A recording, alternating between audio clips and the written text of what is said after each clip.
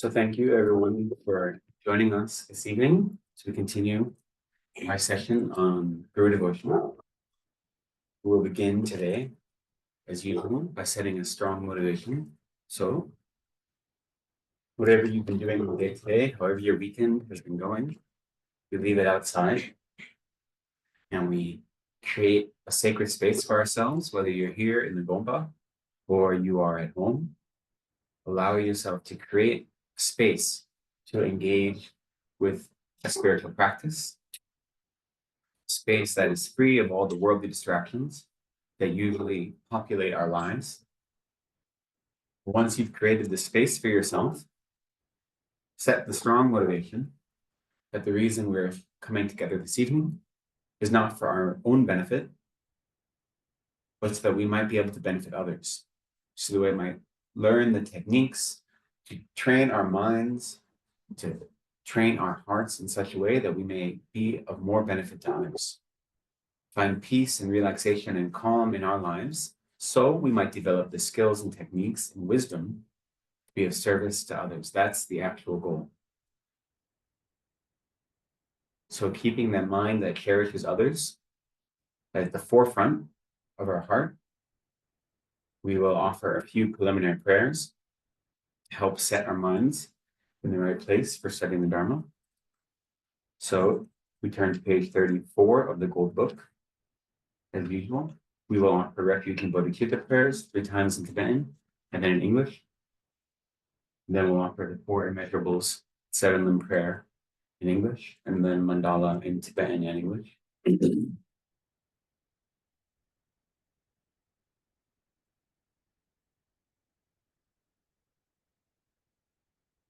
Sangye cheran soki chonam la jansho paru jagni kyabsu chi dagi jinso gi pe sonam gi yola penche sangye ju parsho Sangye cheran soki chonam la jansho paru jagni kyabsu chi dagi jinso gi pe sonam gi Yola penche sangye ju parsho sangye chiran soki chonam la janshu paru dagni kyabsu chi dagi jinso gi pe sonam gi yola penche sangye ju parsho.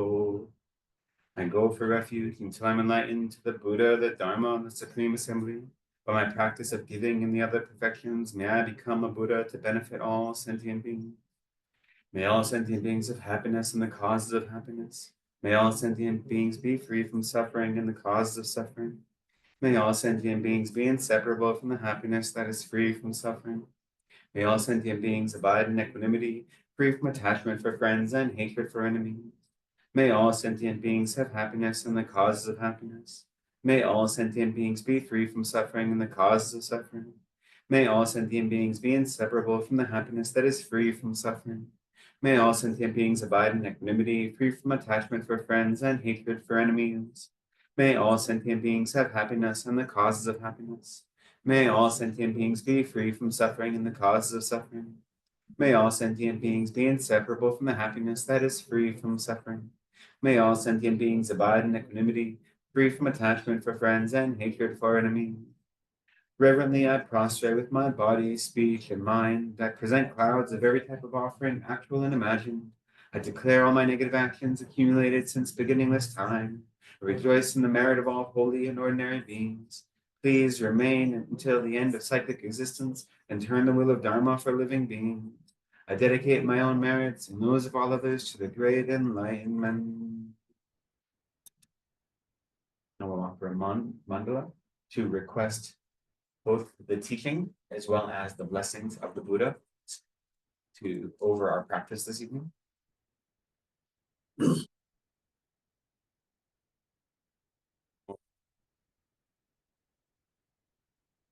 Sashipiki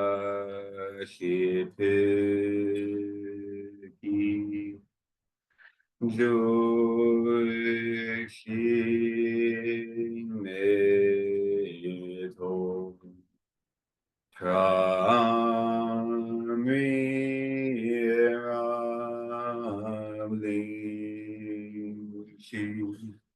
ni denge ma Sange Shindo Mikse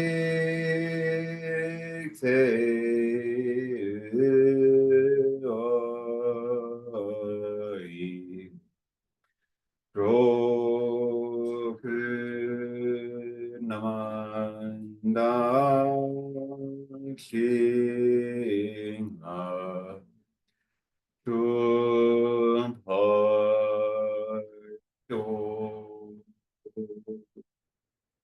This ground, anointed with perfume, strewn with flowers, adorned with my Meru, four continents, the sun and the moon. I imagine this as a Buddha field and offer it. May all living beings enjoy this pure land.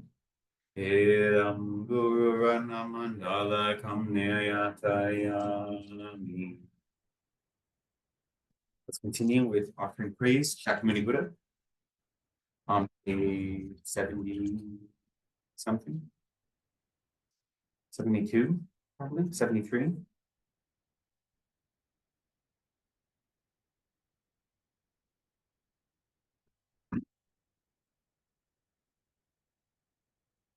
To the founder, the endowed, transcendent destroyer, the one gone beyond, the foe destroyer, the completely perfected, fully awakened being, perfect in knowledge and in good conduct, Sugata, knower of the world, supreme guide of human beings to be tamed, teacher of gods and human beings. To you, the completely and fully awakened one, the endowed, transcendent destroyer, the glorious conqueror, the subduer from the Shakya clan, I prostrate, make offerings, and go for refuge. To the founder, the endowed, transcendent destroyer, the one gone beyond, the foe destroyer, the completely perfected, fully awakened being, perfect in knowledge and in good conduct, Sugata, knower of the world, supreme guide of human beings to be tamed, teacher of gods and human beings. To you, the completely and fully awakened one, the endowed, transcendent destroyer, the glorious conqueror, the subduer from the Shakya clan, I prostrate, make offerings, and go for refuge. To the founder, the endowed, transcendent destroyer, the one gone beyond, the foe destroyer, the completely perfected, fully awakened being, perfect in knowledge and in good conduct, Sugata, knower of the world, supreme guide of human beings to be tamed, teacher of gods and human beings. To you, the completely and fully awakened one, the endowed, transcendent destroyer, the glorious conqueror, the subduer from the Shakya clan, I prostrate, make offerings, and go for refuge. When, O supreme among humans, you were born on this earth, you paced out 7 strides and then said, I am supreme in this world. To you who are wise then, I prostrate. With pure bodies, form supremely pure, wisdom ocean like a golden mountain, fame that blazes in the 3 worlds, winner of the best, Lord, to you I prostrate. With the supreme signs, face like spotless moon, color like gold, to you I prostrate. Dust free like you, the 3 worlds are not, incomparably wise one, to you I prostrate. The Savior having great compassion, the Founder having all understanding, the field of merit with qualities like a vast ocean, to you, the one gone to thusness, I prostrate. The purity that frees one from attachment, the virtue that frees one from the lower realms, the one path, the sublime pure reality, to the Dharma that pacifies, I prostrate. Those who are liberated, who also show the path to liberation, the holy feel qualified with realizations, who are devoted to the moral precepts, to you, the sublime community intending virtue, I prostrate. Homage to the Supreme Buddha, homage to the Dharma refuge, homage to the great Sangha, to all 3 ever devout homage, to all worthy of respect, bound with bodies as many as all realms, atoms, in all aspects, with supreme faith I pay homage. Do not commit any non-virtuous actions, perform only perfect virtuous actions, subdue your mind thoroughly. This is the teaching of the Buddha. A star, a visual aberration, a flame of a lamp, an illusion, a drop of dew or a bubble, a dream, a flash of lightning, a cloud, see conditioned things as such. Through these merits may sentient beings attain the rank of all seeing, subdue the flow of faults, and be delivered from samsara's ocean, perturbed by the waves of aging, sickness, and death. Let's offer the abbreviated version of Calling the Guru from Afar, which is on page 133.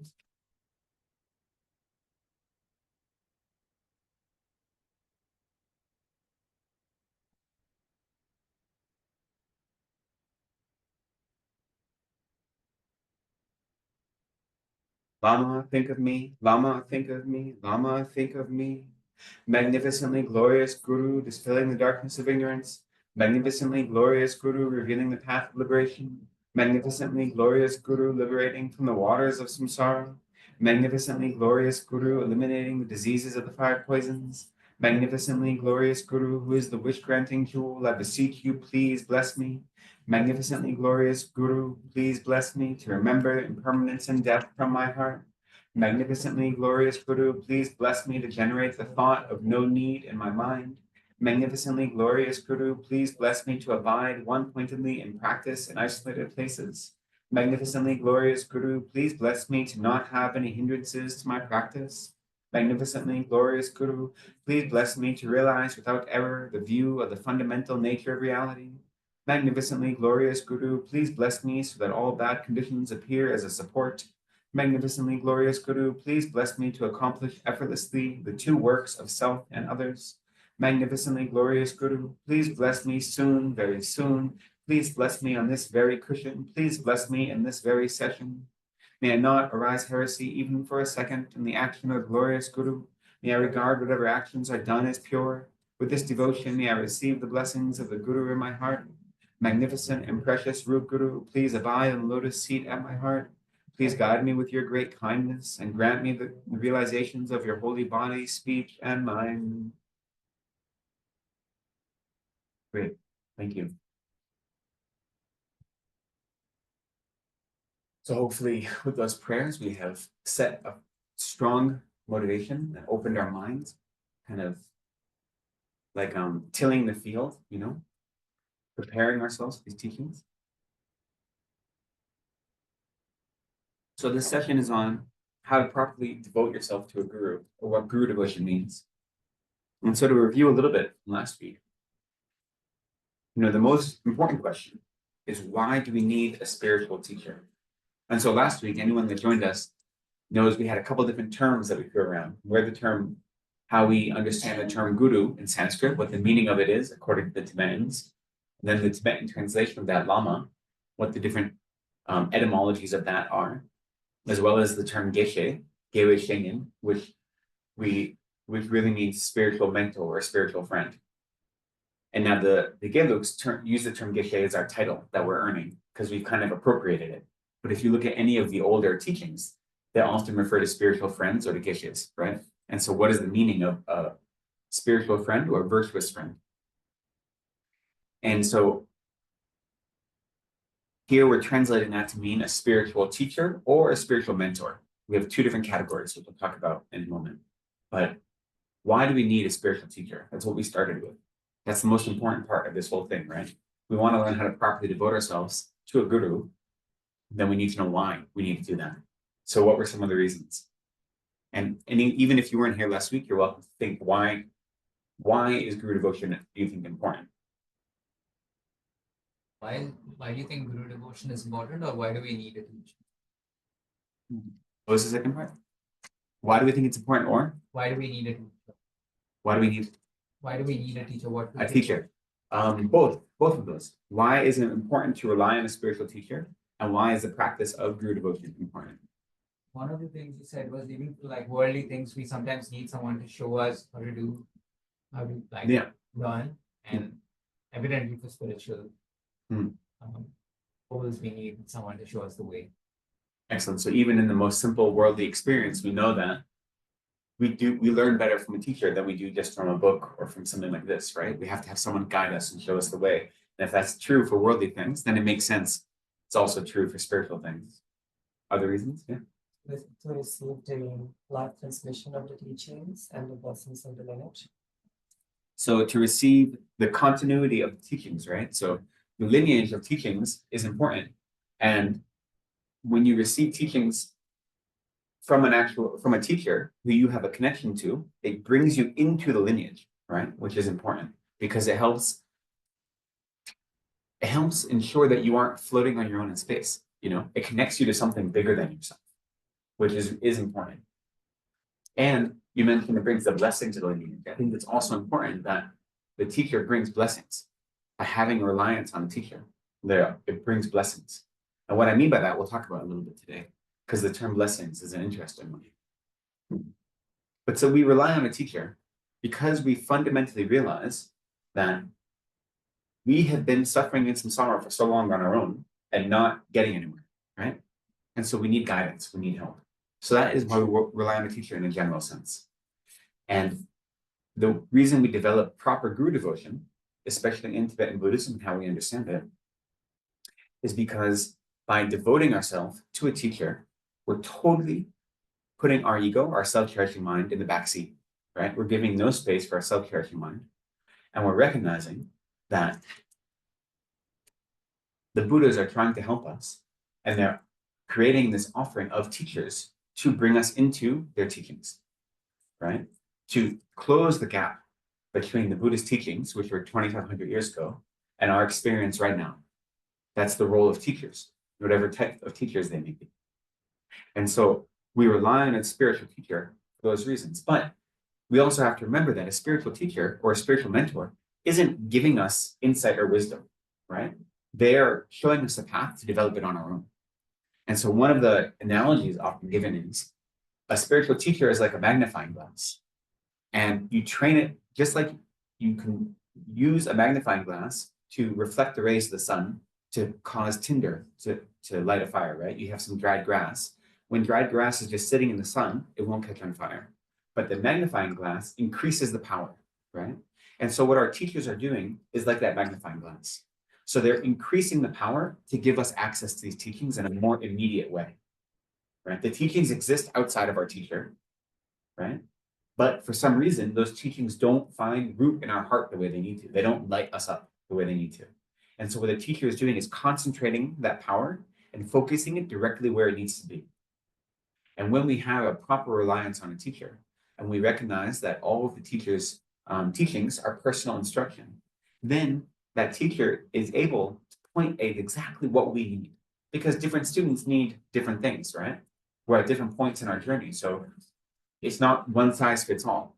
Even though the Dharma is the same for everyone, some people need to focus on one thing versus another thing, right? And a teacher will help point us on what is most important for us to practice at this point in our lives. But in order to rely on a teacher, we have to find a proper teacher. So we have to know what are the qualities of a proper or appropriate teacher. And we also have to know what are the qualities of an appropriate or proper student. That is also important. We talked about that, right? And we often use the example that I use on almost every one of my classes is the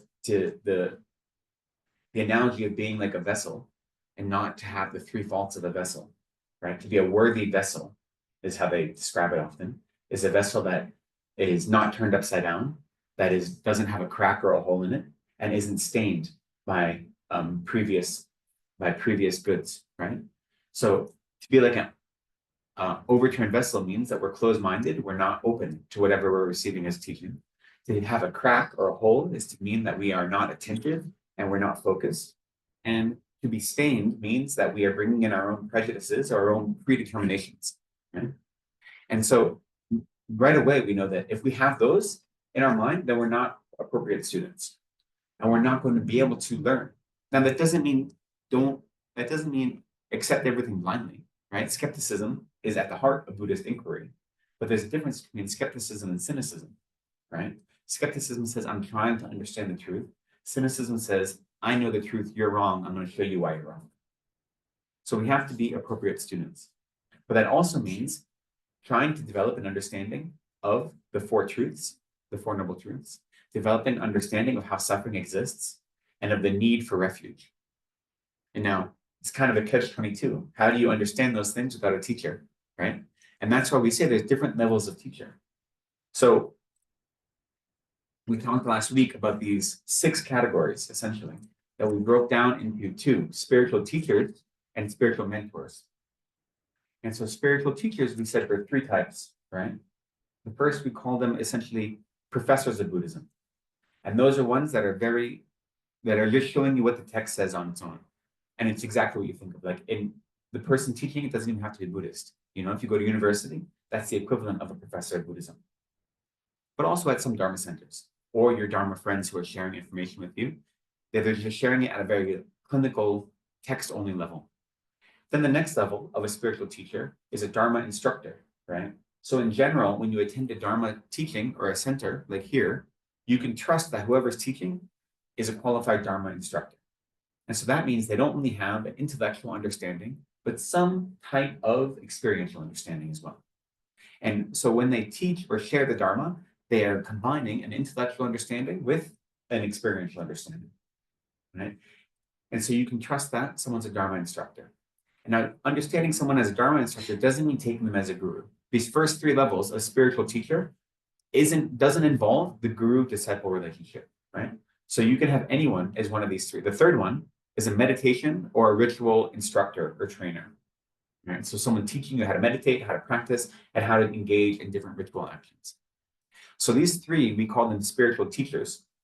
So to have a relationship with one of them does not entitle a guru-disciple relationship, okay? You still have to have a mind of respect because they're teaching you something, right? If you don't have a mind of respect, you won't really learn anything. But that goes for our worldly teachers as well, right? We all know if you had a professor at university that you didn't have any respect for, you definitely learned a lot less in that class than ones you had respect for.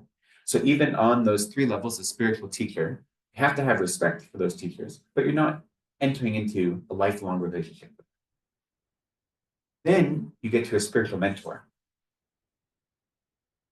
That is what we're talking about when we talk about proper reliance on a guru. So the spiritual mentor are what we're calling guru. And here there are also three types. The first type we say is either a Vinaya or Pratimoksha guru or teacher. So they're the ones that teach you essentially all the topics that we would consider to be shared in common with the lower scopes. So refuge, karma, renunciation. If you undergo a refuge ceremony, they might be your refuge preceptor. If you take lay vows, they might be the preceptor that gives you your lay vows. Okay. Now, the important thing to know is when you accept someone as a Pratimoksha level teacher, you do engage in a guru-disciple relationship. So that's a relationship that once you make it, it's for the rest of your life. It doesn't go away, even if you change your mind. You still created this relationship, but you don't have to see that person as a Buddha, right? You recognize them as a spiritual elder, someone who is a representative of the Buddha and of the Dharma, but you don't have to see them as a Buddha. You don't have to see their actions as perfectly pure all the time. Then the next level of teacher, is often called Mahayana teacher or a Pratimoksha teacher. So this is teaching the entire path of Buddhism on all the Mahayana teachings. So this is what's most common, what we're looking for. And these, we generally say it is best to see them as a Buddha. Now, technically, according to the teachings, you don't have to. You can see them, again, as a spiritual elder. But the lineage says that you don't have to see them as a Buddha, but because we are practicing Mahayana Buddhism, and we understand that the Buddhas and Bodhisattvas are infinite, then there is benefit to seeing them as an emanation of a Buddha. That's what the lineage says, the tradition says, rather. The lineage, especially starting with the first Panchen Lama, says, you see them as Buddha. He kind of says, yeah, you don't have to, but you're really supposed to. So that's a good thing to know, that you don't have to, but we're encouraged to because there's many, many benefits to. And as we continue this series, we'll talk about what the benefits are of seeing your teacher as a Buddha, as opposed to seeing them as a human being. And then the last level of teacher is a tantric guru or a tantric master. And so they're the same as a Mahayana teacher, but they also include both tantra instruction and advice, as well as giving initiations and empowerments and the other kind of tantric practice, right? Otherwise, they're the same as a Pratimoksha teacher. And you can consider those two. If you're a tantric guru, then you're also a Pratimoksha guru. But if you're a Pratimoksha guru, you're not necessarily a tantric guru, right? If that makes sense. You might have a teacher who doesn't ever teach you tantra. They only teach you other things, and that's your level of relationship. But if someone teaches you tantra, they also teach you the entire Mahayana path, right? So it's important to remember those three. And if someone is a tantra guru, if you have that relationship with them, then you have to see them as a Buddha. That there's no way you can receive the blessings of a tantra lineage or empowerment to practice tantra from a human being. You only receive that empowerment or that blessing from a Buddha. Now you might receive, we have intro to tantra classes here, right, where we discuss what tantra means. That you can still take at the level of Dharma instruction, right? Because in that level, you don't have to see them as a guru. They're just someone that has some experience at sharing it. But if they're an actual tantra guru to you, then you have to see them as a Buddha, because what they're actually doing is inviting you into the practice of the Buddhas. So that's a little bit of a review from last week.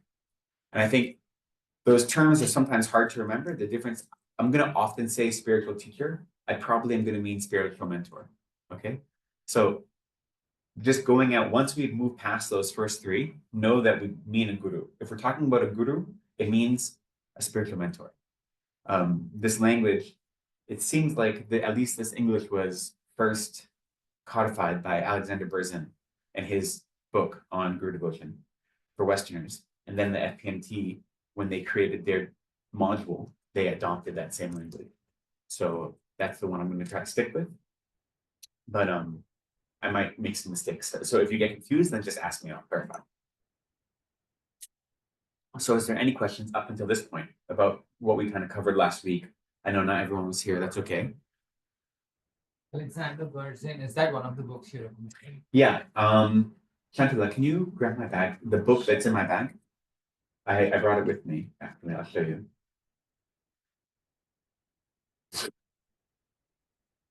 Sorry, thank you. Okay. So relating to a spiritual teacher, this one by Alexander Berzin is a really nice book, and it covers the whole. And Alexander Berzin is a great scholar, and also a teacher in his own right. So it's a wonderful book.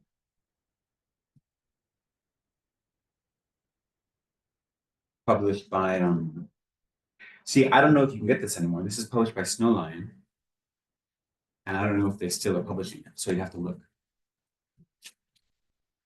Okay, so then moving on this week, building on that foundation, I think what's important is to start with to clear up some misconceptions about what Guru devotion is. We use the term Guru devotion, right? But what do we mean by devotion? The term we use in Tibetan is Lama Tensul, the proper way of relying upon a guru. And in English, we kind of translate that to devotion. And I think sometimes that can lead to a little bit of confusion, just because that term seems very loaded, right? So what do we mean by devotion here? Or what do we mean by reliance? You know, the teachers exist in order to bring Dharma to the students, okay? That's why teachers exist. And we need to have a proper level of respect for them, but also we have to have a level of attraction to the Dharma before we can even develop a respect for those teachers. That attraction to Dharma, that magnetic pull to the Dharma, is what lets us realize that we need to rely upon people whose experience is greater than our own. So properly relying on a guru is helping filter out the garbage from our mind, right? And allowing us to that attraction to Dharma to strengthen.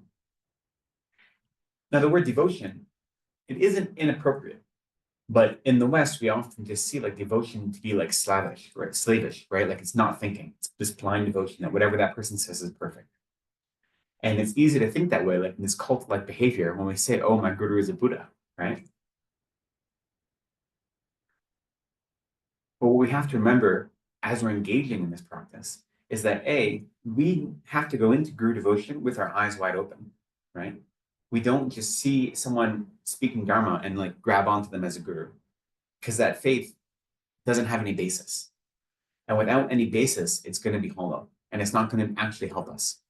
It can. There are some examples, and there are some examples in the book Rinpoche's text of people who aren't very intelligent, but due to their faith, they're able to have realizations, right? Because they've had whatever obstacles.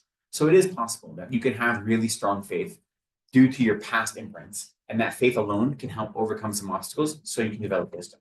That's possible. Yeah, I won't say it's not. But in this day and age, what's more important is to have a basis upon which you build your faith. Right? So first, devotion, having proper devotion to a guru doesn't mean blind faith. And it doesn't mean that even if you see your teacher as a Buddha, it doesn't mean that every single syllable they say is perfect all the time with no mistakes. Right? Because our teachers manifest as humans.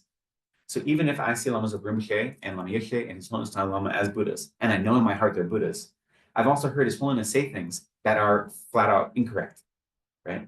Like I've heard him talk about the Pali language and the Sanskrit language in ways decades ago that were just incorrect. And now he's stopped doing that, to be honest. But him saying those things that were factually incorrect doesn't make him any less of a Buddha. So just because I know in my heart he's a Buddha due to my relationship with him, I also can see that he is saying something factually incorrect. And those two things don't have to be discordant. So you don't have to take every word they say as being 100% pure truth. But you realize it's not mistaken. So what do we mean by not mistaken? Is if that is a factually incorrect thing, why did he say that? What is the benefit of him giving that teaching at that time, right? So there's a difference between saying that's factually incorrect and that's mistaken. See what I mean? So pure devotion just says everything they do is perfect, they don't make mistakes. Real devotion, kind of faith-based Slavish devotion says that. Real devotion says, even if they're a Buddha, they're manifesting as a human, and through manifesting as a human, they might manifest making mistakes, making missteps, and creating the opportunity for students to gain merit by helping them, by giving them assistance, right? So one, our devotion can't be blind, and it can't be expecting our teachers to be perfect Buddhas all the time in their actions. That's in our minds they're perfect Buddhas.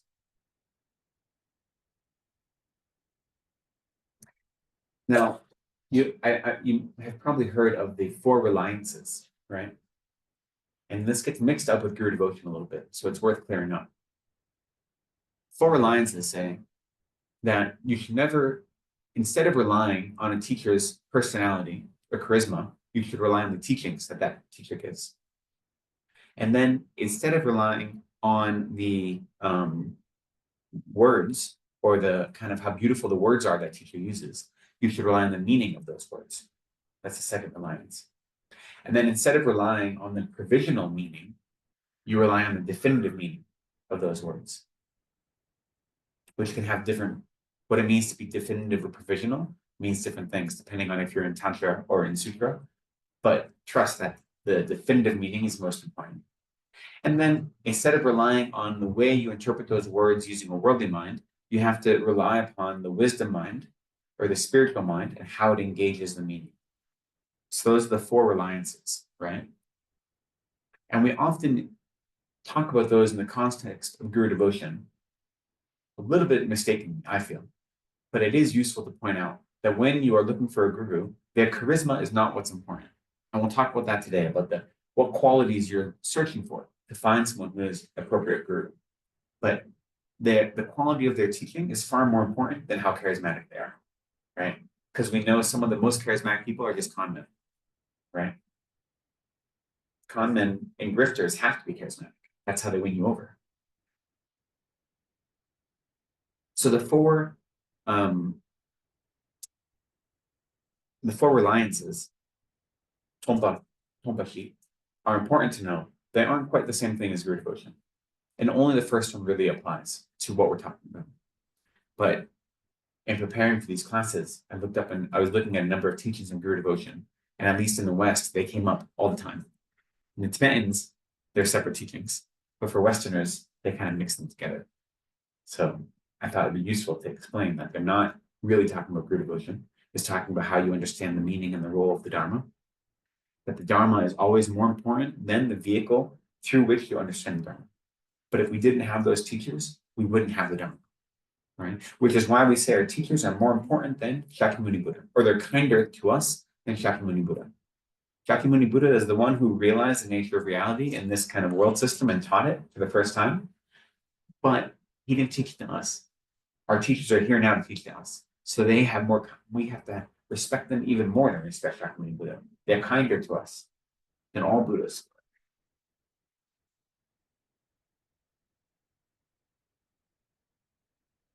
Another thing that a misconception to clear up a little bit, when we talk about Guru devotion, often the examples that are given of how important it is are the 2 big examples you hear are going to be of Naropa and Tilopa. So Naropa is obviously an Indian scholar and saint. His teacher was Tilopa. When he met Tilopa was, like wearing rags and like grabbing fish out of the river and eating them raw with the image of a madman. Like everyone thought he was just a crazy person who lived by a river. And Naropa recognized him as being this great Buddhist master. And in his devotion to Tilopa had him do these wild things where he almost died over and over again. Like he had him steal a bride from a bridal party, and he had him jump off of a very tall building, just to kind of, on one side, it looked like it was just to prove his devotion. The real reason was Tilopa realized he had all of this negative karma he created and he needed to overcome it. And so he was helping create the opportunities for Naropa to overcome it. So every time Naropa would do these things that his teacher told him to do, and then he'd literally almost die, and then Tilopa's like magical powers would restore him to life. So that's one story we get told a lot about the importance of Guru devotion. The other one is with Milarepa and Marpa. So Milarepa, very famous Tibetan, practiced black magic, killed, almost 40 people. And then he decided to turn to Dharma, and he met his guru, Marpa, who was a layperson and who had a family and a wife and a son. And Marpa made him build this giant tower. And as soon as he finished building it, he said, okay, take it down and build it again over there. And it was to the extent where Milarepa's whole back was one giant bruise only, right? That's how much pain and suffering, physical pain and suffering. And again, it was to help burn through his negative karma. So these are the examples we're given. But the truth is, and what the Dalai Lama says very clearly is, those examples worked for that context. We should never expect our gurus to behave like that in this day and age. In the 21st century, it'd be entirely inappropriate for a guru to do something like that. Okay. So that level of devotion is something we should aspire to, right? We look at Milarepa or Naropa and see how strong their devotion was and their trust. We should aspire to that level of trust. But it would be entirely inappropriate to put your students through that in this day and age. Even if you did have the realization that they needed to burn through this negative karma, it would create so many difficulties in the 21st century, and it would cause so many people to have slanderous words against the Dharma and against you, but also against the Dharma, more importantly, that it would be entirely inappropriate. In the context of India, the time of when was Naropa, over 1,000 years ago, it was not unheard of, right? Like what he was doing wasn't totally crazy. Whereas if my teacher asked me to do that now, everyone would be like, that's wild, right? So we have to recognize His Holiness has said that he thinks it is entirely inappropriate in the 21st century that a teacher would ever behave in that way. So the days of the wild teachers, are not around right now. Maybe they'll come back, maybe things will change, but at least in our lifetimes right now, the idea of this crazy wild teacher using unconventional techniques is not appropriate, at least according to Dalai Lama. So when we look at these stories that are in our tradition, we can allow them to inspire us, but also realize that they exist in a time and place that is different than where we are. And so we have to not be overwhelmed by that, because, when you practice Guru devotion, the chance to fulfill the Guru's wishes is an opportunity for joy. It shouldn't be something that you are frightened to do, So a teacher should never give you a task to do that you have to say, oh, I don't want to do that, but I'm going to do it anyway, right? Now they're going to push you.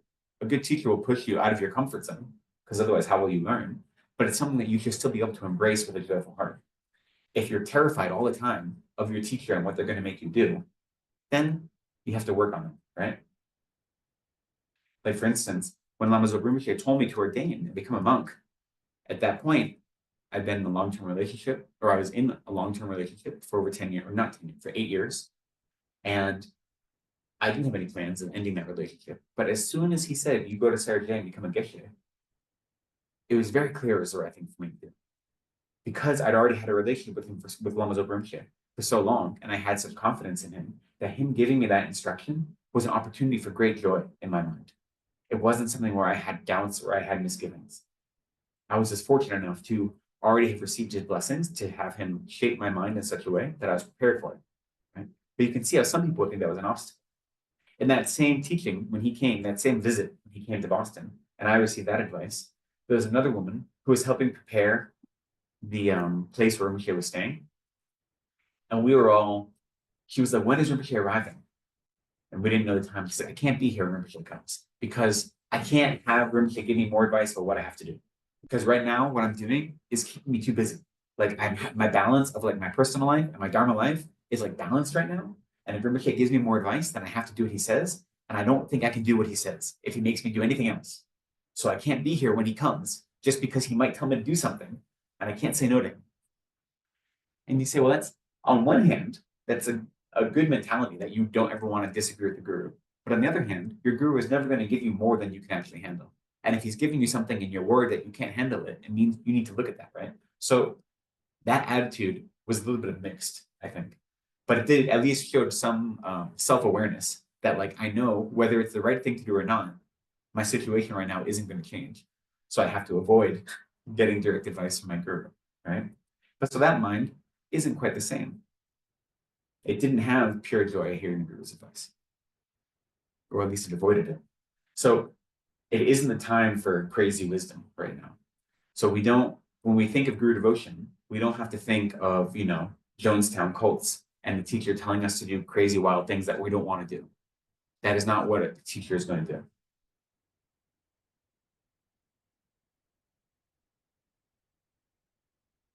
And lastly, to be clarified, is that when we engage in a relationship with a guru, we don't give up our autonomy, right? That's the most important thing. We're not giving up our autonomy. The whole point of Dharma is to become free, to find freedom. And a teacher helps us find freedom. So developing that relationship isn't giving up your autonomy. It is leaning into your autonomy, right? Recognizing that you are the only one that can save yourself from suffering. Teacher is as kind as a teacher is. The teachers don't save us from suffering, right? They're the ones that give us the best advice. They give us the inspiration. They light the fire that lets us understand how to travel on the path and motivates us. But they don't do the work for us. So we're not giving up our autonomy when we develop a relationship with a guru. What we're doing is we are grabbing onto our autonomy because we're saying this is a step towards Buddhahood. This is a step towards me finding my liberation. Do you have any other, before we go on, any other misconceptions or doubts you have about relying on a guru that you want to bring up? Some of them will clarify over the course of these teachings, but anything that jumps out of your head that you've heard about what it means to be related to a guru that, like, is weird to you that you want to bring up? Even between disciple and the guru, like, they should not do something. Like, how do you? Yeah, that's a good question. How do you know? So there's a couple different ways how you know you have a relationship with a guru. Traditionally, you make a request to a teacher, and traditionally you would make that request at least 3 times, and the teacher may deny you 3 times. Not always, but they may. And so traditionally you make that request, and then the teacher finally would accept if they believe that they're an appropriate guru for you, right? Teachers don't always accept everyone. Some don't, you know? So that's the traditional way. But then there's also some teacher, if you receive any empowerment, like any tantric empowerment, then you're automatically that person's disciple. And the same as if you receive any transmission, not a tantric transmission, but a transmission of a text, you know? So that His Holiness gave a transmission of all the Lamrims a couple of years ago, right? So if you receive those and you actually believe, by receiving a transmission, what you're doing is receiving the whole lineage of that teaching from the time of the author all the way until present day, right? It's been spoken from mouth to ear all the way without break. That's what a transmission does for you. If you receive that, you can only receive that from a guru. And so someone like His Holiness and the really famous teachers, right? They'll say, anyone that is willing to come to my teaching, I'm willing to accept as a guru, and then make that kind of blanket statement, you know? So when you have these very big famous teachers, or you attend a big teaching, the teacher will give that teaching with that mind, that anyone that wants to accept me as a teacher, I accept them as a student, right? So that is the other way, in the big, when you have these big teachings. But on a smaller, intimate scale, then you generally request, unless the teacher has said something to the effect of, I'll accept anyone as a student. So then you make the request. There's something about making a request that's also very powerful, because it humbles you a little bit, you know? The important thing to remember about the guru-disciple relationship is that the way we relate to our gurus isn't for their benefit, right? It's for our benefit. I remember once I was at the center in Boston, and Geshe Tsuga was still alive. When I first started when I joined Kurukula Center, when I was in grad school, he was the main teacher. And about 6 months later, he was diagnosed or he revealed his diagnosis of liver cancer, but then he continued teaching for about a year after his diagnosis, and then he passed away. So sometime in that, after he was diagnosed, but before he passed away, and one of the nuns there, I don't remember the context, but he was walking into the gompa, I remember, and he said something, and she's like, but that can't be true, you're a Buddha.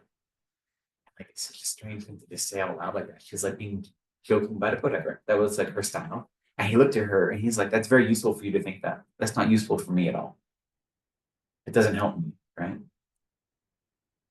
And what was really important, what stuck for me in that, like being a guru means you're taking the responsibility of students.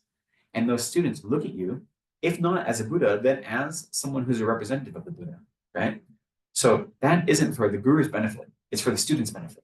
So then requesting someone to be your teacher does humble you, but it's not because the guru is on like a power trip where they want people like bow down before them, right? That doesn't benefit the guru, the teachers, but it benefits you to realize that this person, if I'm accepting this person as a representative of the Dharma who can guide me, then making that request of them is useful for mine.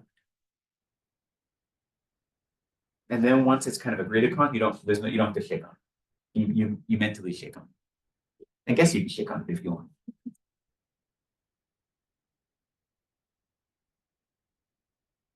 So what are the benefits of relying on a spiritual mentor or a guru? You know, the first one we say is that all of our thoughts become virtuous. When we have proper guru devotion, then our thoughts become virtuous. And that doesn't mean we don't have afflicted minds, right? It doesn't mean that we automatically are perfected beings. But if we, again, think of that analogy of the guru as a magnifying glass, then what the guru does in keeping the guru in our mind, it automatically turns us towards a virtue, right? Keeping the guru in our thought automatically locates us in a direction of virtue.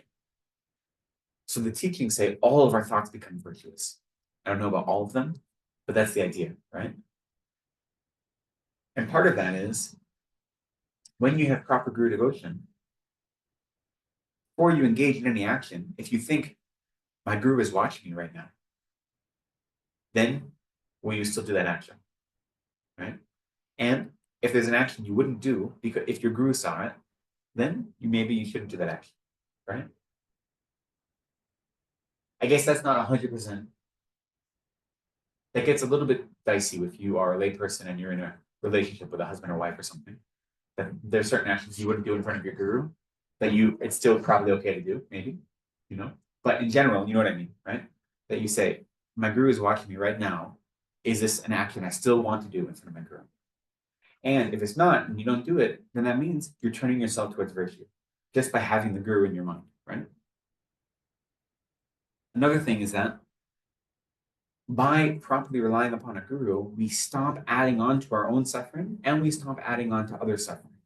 Because again, when we rely on a guru appropriately, then it helps stop us engaging in the 10 non-virtuous actions. And so what does that mean? It doesn't mean just that our life gets easier. It means we decrease our suffering in this life and we decrease other suffering because we stop creating suffering for others in this and in future lives. And then at the same time, relying on a guru helps us complete the 2 collections. So the 2 collections, right, are of wisdom and of merit. So there's 2 ways they do that. A guru teaches us the path in such an intense and important way that helps increase our collection of wisdom, right? Our recognition of the understanding of reality, of how all the teachings fit together, and the understanding of how we exist in the world and how that is meaningful. And they help increase our collection of merit, firstly, because they inspire us to engage in virtuous actions, right, which accumulates merit, to practice the 6 perfections. But most importantly, when you have a guru, they become an incredible source of merit for you. They say properly relying on a guru and making offerings to a guru one time is like making offerings to all the Buddhas for your whole life. The amount of merit you get, right? Because it's like a focus. It's like a focus point. So it's like a multiplier, right? So they serve as an incredible object for us to accumulate merit. So that helps us complete our accumulation of merit. The same is said for, in general, that's why making an offering to a monastic is similar, because making an offering to a monastic or anyone that holds pure vows, they are a source of merit for lay people, right?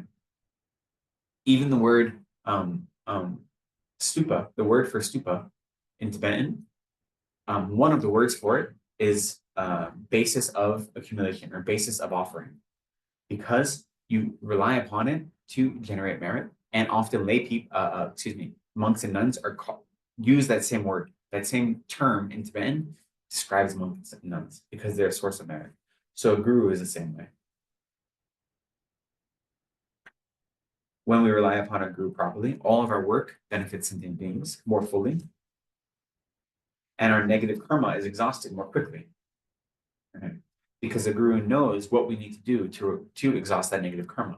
And even if in this day and age, it may not mean building a stone tower, but they can still help point us to the practices that are most important.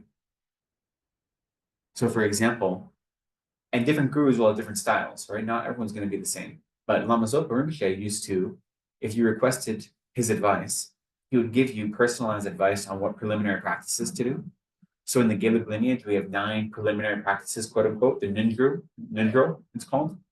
So you're supposed to do 100,000 prostrations, 100,000 water bowl offerings, 100,000 Vajrasattva recitations, and so forth. There are 9 different practices. And these are all understood as the practices that help purify all your past negative karma and to create the proper field for you to engage in healthy Dharma activity. But when you request from Lama Zopa, what he would do is he would give you a personalized, like your personalized menu of what to do. So for instance, instead of having to do 100,000 water bowl offerings, he said, you don't have to do 100,000. You only have to do, I think, 10,000. But instead of 100,000 prostrations, I have to do 350,000 prostrations instead of 100,000.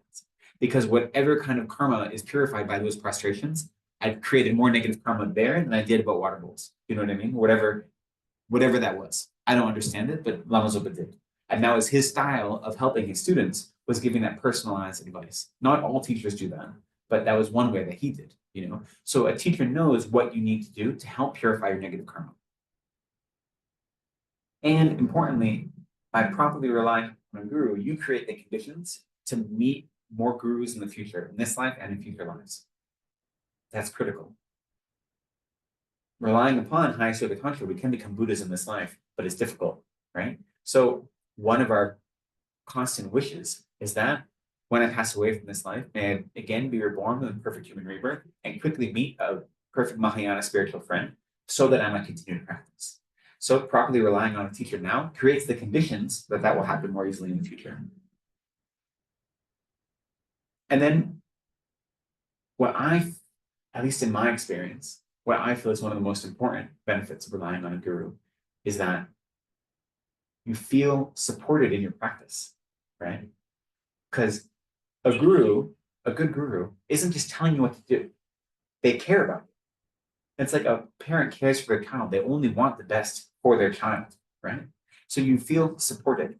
And even when you make a mistake, even if your guru chastises you, it's because they're supporting you.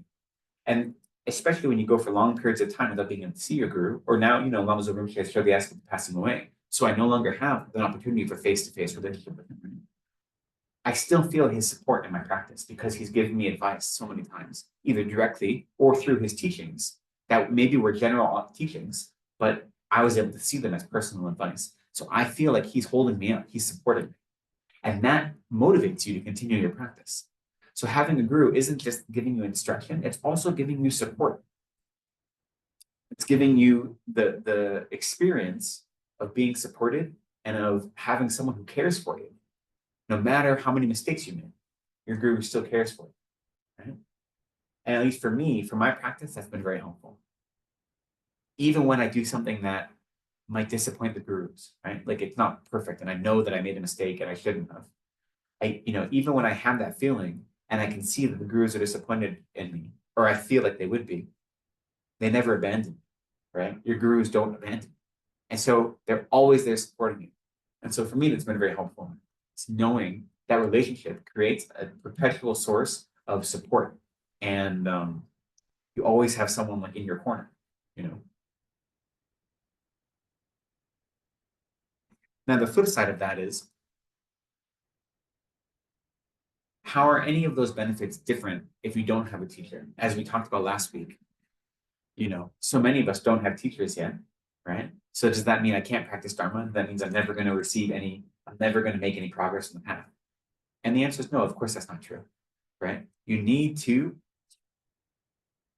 do the work on your mind to understand the Dharma, to create the proper conditions for you to meet a teacher. What a teacher does, like we said, is they magnify it. So a teacher pushes you further on the path more quickly, but you can make progress on the path, obviously, without a teacher. And I think, at least in my experience, I can't speak for others, but when I first started studying, I didn't have a teacher, obviously. When I first 17 or 18 years old, when I was in college. But even just beginning a very baby level meditation practice and a very intellectual only type of understanding, my life changed over the course of the first year or two that I started practicing. Because I was such an angry teenager whose life was so out of control that it created something. So I definitely experienced an inner revolution without a teacher, right? So it's definitely possible. But the teacher just makes everything stronger. So there's a lot of work we can do on our minds without a teacher. Ultimately, they're going to help us in the long run. But it doesn't mean that we can't make progress without them. The other flip side of all these benefits is, are there any dangers of having a teacher? Such as if you rely on an improper teacher, then what do? Can that cause harm? And we'll talk a little bit more about that later in the series when we talk about studying the teacher as a Buddha. But that's why we need to know what are the qualities we search for when we're looking for a teacher, right? I remember a couple of years ago, it must have been many years ago because I was still on Facebook. I deleted my Facebook account recently because I hadn't been using it in a few years, but this is back when I was still on Facebook. So it must have been quite a few years ago, maybe before the pandemic. But there was some Tibetan teacher in America who had done something inappropriate and had engaged in some scandalous behavior. And it was quite, abusive. And I remember one of my friends who wasn't Buddhist, being like, why can't you just do something about it? Why is he still allowed to be a teacher? And he said that we don't, the Buddhism isn't like the Catholic Church. We don't have any control. Anyone can say, I'm a teacher. You know what I mean? There's no the Dalai Lama has numerous times said to a certain specific teachers that please don't call yourself a monk anymore because the behavior you're doing isn't appropriate for a monk. And that's all he can say, right? He can't do anything about it. If I choose to wear these robes and say I'm a teacher, then no one can stop me, unfortunately. Like my monastery, if I break certain vows or if I engage in certain behavior, the monastery can kick me out. Okay, but so what? I can still do whatever I want, you know what I mean? And so you don't have an oversight board, unfortunately, right? Because that's not how guru disciple relationships work. So it is possible to find an improper teacher, and you may not know until it's too late, which is why you have to investigate, which we're going to talk about the rest of the time today. But then the flip side, the other important thing is, just in the same way that teachers are such a great source of merit, they can also be a great source of negative karma. Because once you develop a relationship with a guru, if you act in such a way, if you disparage your guru, you slander your guru, you ignore your guru's advice, then that's like that same magnifying glass, but turned in the other direction. You know what I mean? Which is why it's important to go into a relationship with both eyes open, because it's the same with holding vows. As a monk or nun, they say that our vows are what make our practice more powerful, but I have 253 vows. It's much easier to break those than it is to break the 5 vows of a layperson, right? And so if I'm not holding those vows purely, then they're only harming me. They're not helping me. It's the same thing with the guru. Okay? So those are some dangers. Yes. Right. So we say that a guru is like a magnifying glass that concentrates the Dharma to make our practice more powerful, right? And they become an opportunity for us to generate more merit more quickly and have more realizations more quickly, because it's like a concentrated power, right? But in the same way, if we develop negative actions towards our guru, so we slander them, we speak poorly of them, or we ignore them, we harm them, then the negative karma we create is heavier. So if you engage in the same action towards someone who you viewed as a Dharma instructor versus someone who you viewed as a guru, there'd be heavier consequences from that action towards the guru than from a Dharma instructor. You see, because you've developed that relationship. You've already said this person is a magnifier, so they magnify that negative karma as well. Or they don't magnify it, but the relationship you've created does that.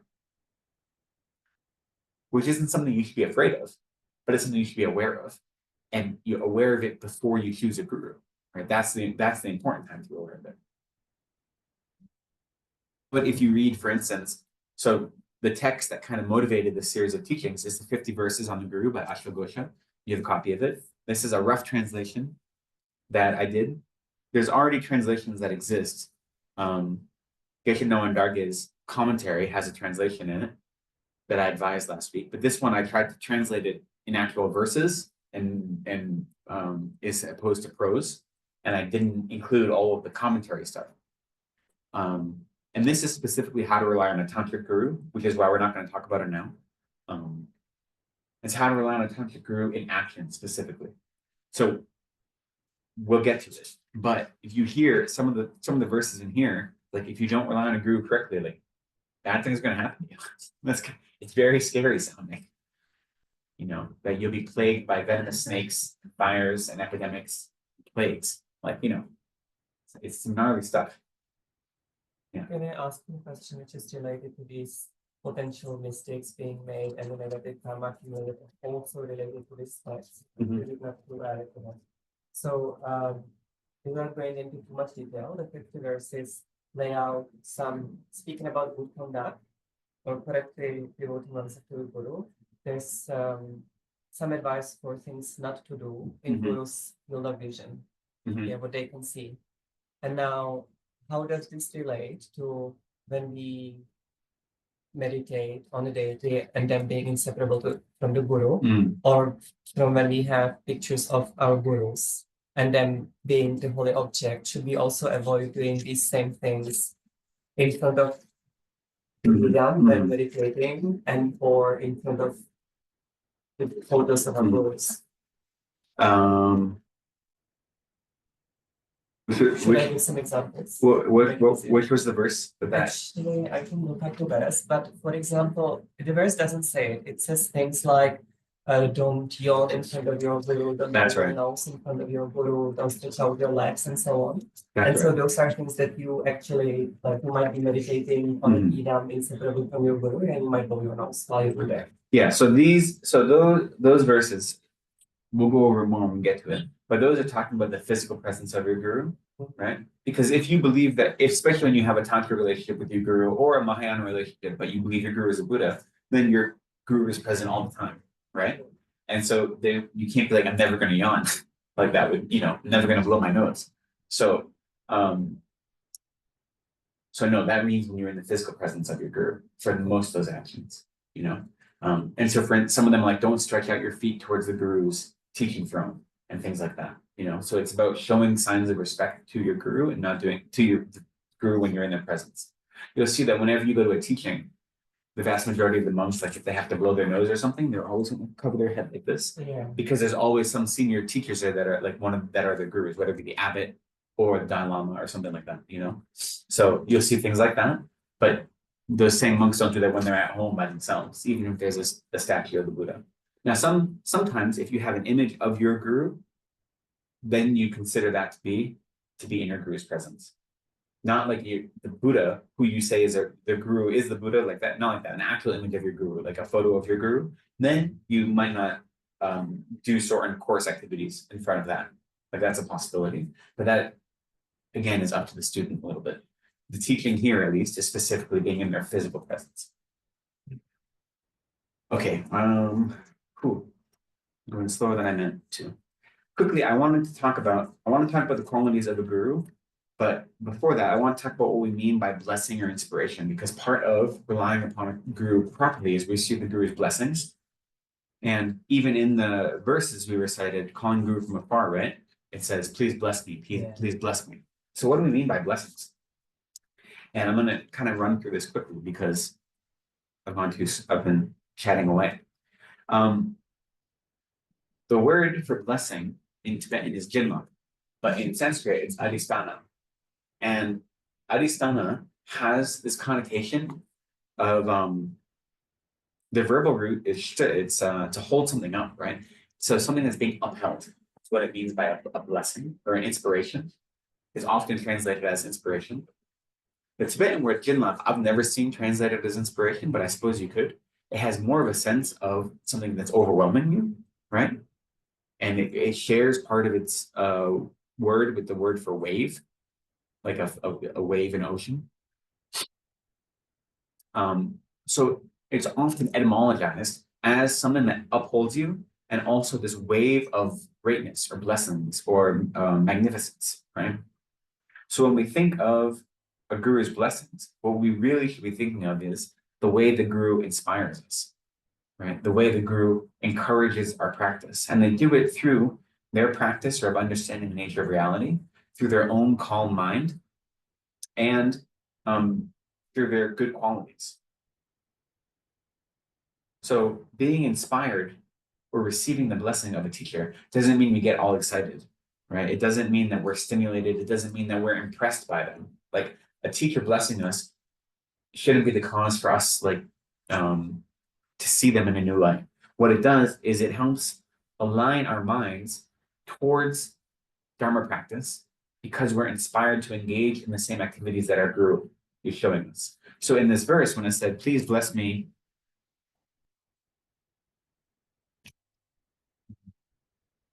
for instance, magnificent and glorious Guru, please bless me to remember impermanence and death from my heart. So the blessing of the Guru is the inspiration to be able to study that part of the path, right? And to make any obstacles to me understanding impermanence and death, to get rid of those obstacles. That's what the blessing is doing. So it's inspiring me to engage in that study, that practice, that meditation, and to become familiar with that meditation, right? In the case of that verse, on impermanence and death. So it's not like the blessing is something that's given to you. The blessing is a way to inspire you and hold you up, lift up your own practice. This is a little different from the blessings that some of the other like Hindu traditions have. It is. I mean, it is. We also receive blessings. Like the idea of blessings, there's also a lot of faith that goes into blessings. You'll see people, especially cultural Tibetans, have a lot of faith in blessings. But the idea of blessings is they're not giving us something from the outside, but they are connecting with something inside of us. That's the idea of the blessings, right? And so, for instance, there's a big thing we do at Sarah. We just did recently, once a year.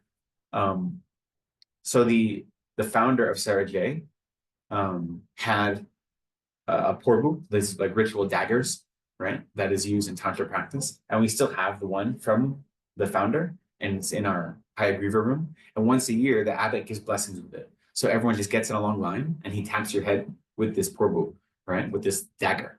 That is this ritual dagger used in Tantra practice. And usually it's in the hand of Hayagriva.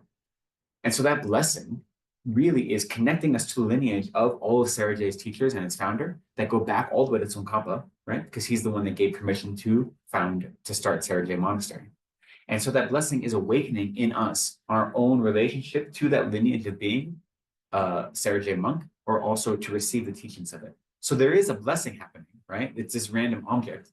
Or you see often if you go to, there's holy objects, that you get blessed with holy objects. Often his Kajala Rinpoche would do blessings where he would take, like he had a prayer wheel that would have millions of mantras and he'd like put it on your head, right? So you're receiving this blessing from a holy object. What that's doing is, it is lighting up something that's already inside of you. It's not giving anything from the outside, It's the power of the object or the teacher from the outside, using that to like spark something inside of you, right? Like a piece of flint on steel, creating a spark, right? So it's using an external cause to help spark something that you already have, is what those blessings are. People have too much faith that they still be inspired. So we tend to say that there are some holy objects that are so powerful that you'll still receive some blessing, but obviously the more faith you have, the more powerful it is. So for instance, the two examples we give to show those two is there's one of an old woman who was given these teeth that were dog's teeth, but she was told that they're the teeth of a Buddha. And so she believed they're the teeth of the Buddha, and out of her faith, she had them as holy objects, and she did all these prayers and mantras, and they transformed into actual holy relics from the Buddha due to her faith. Her faith was so blind. It didn't matter that they were random dog teeth. her faith was so powerful that they did transform into something else. So in that case, the faith, you see how transformative faith can be. The other example we get is of Longchenpa, of a monk who wasn't very bright, and he wanted to be admitted to a monastery, and Shariputra said, you don't have the merit to do it. And then the Buddha said, no, you do have the merit, because in however many past lives, you were a fly who smelled the smell of feces, and being attracted to that feces, you flew around a stupa. And because of that, you created merit, like going around a stupa, even though you had no intention to, right? And so by doing that, you created some small amount of merit, and the power of the holy object was so great that you created merit. So we say that the power of holy objects do something on their own, which is why we give blessings to animals, even though they don't have any understanding of them. But faith is more powerful generally. And the best is when you can combine the two, right? I think that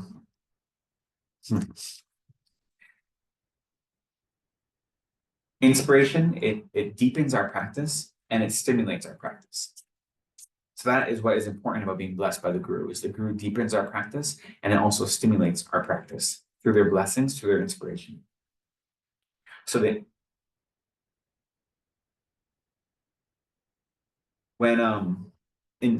so one way you could think of a teacher's blessing, this is when you experience a particular affliction, right? So when you're feeling really unhappy or really sad, or you notice that you're very jealous or angry, any of the afflicted minds, you notice it coming up.